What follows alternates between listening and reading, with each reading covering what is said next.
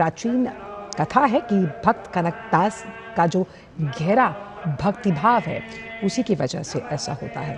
तो यहाँ पर प्रधानमंत्री पूजा अर्चना करते हुए वहाँ पर जो महंत हैं उनके साथ संवाद करते हुए नजर आ रहे हैं और कनकना किंदी जो कि स्वर्ण रूप में है उसके जरिए दर्शन करते हुए प्रधानमंत्री यहाँ नजर आ रहे हैं।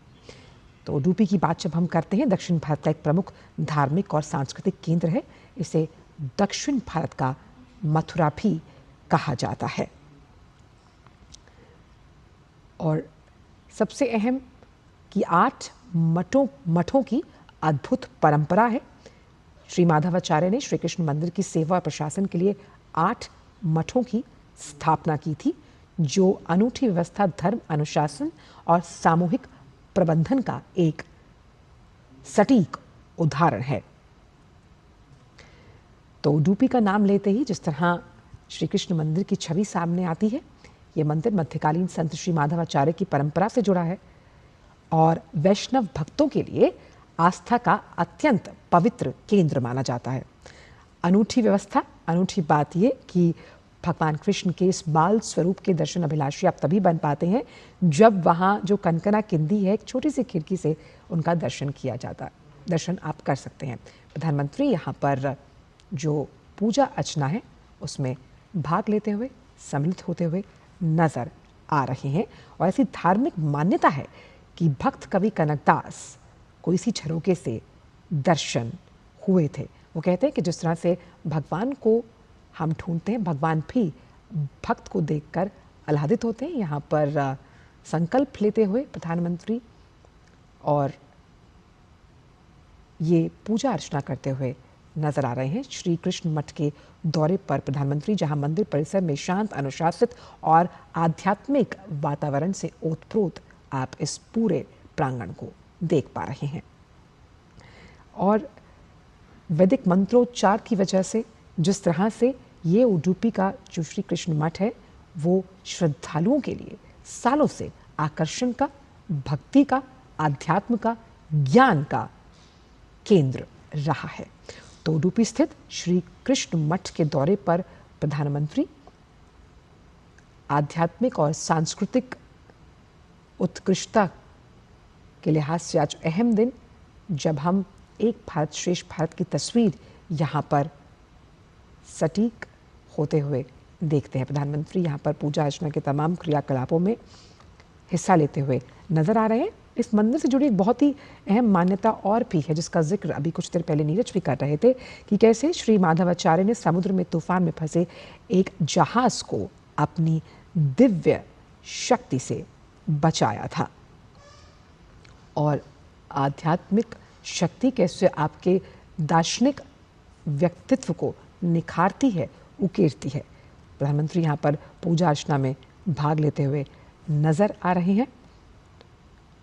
और उडुपी को भगवान कृष्ण के भक्तों के लिए बेहद पवित्र स्थान माना जाता है।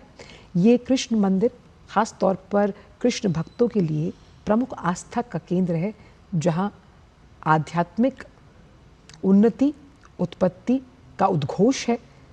हर दिन हजारों की संख्या में श्रद्धालु यहाँ दर्शन करते हैं और बाल कृष्ण के रूप में यहाँ आप जब दर्शन अभिलाषी होते हैं, कहते हैं कि ईश्वर के दर्शन की अभिलाषा ही अपने आप में सबसे बड़ी अनूठी शक्ति होती है। और भगवान कृष्ण का जो बाल स्वरूप है, जिस कनकना किंदी के जरिए आप करते हैं, वो 9 छिद्रों वाली छोटी सी खिड़की, और आप समझिए कि अपने आप में कितनी अनूठी मान्यता है, कितना रोचक विवरण है इस कृष्ण मठ का।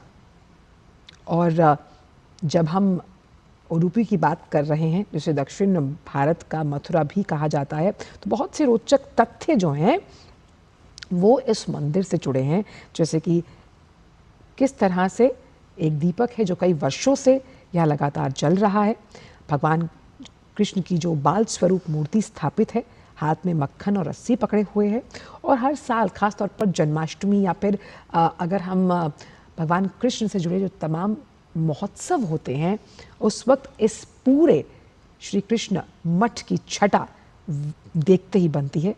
काफ़ी विहंगम और रमणीय दृश्य आप ये देख रहे हैं।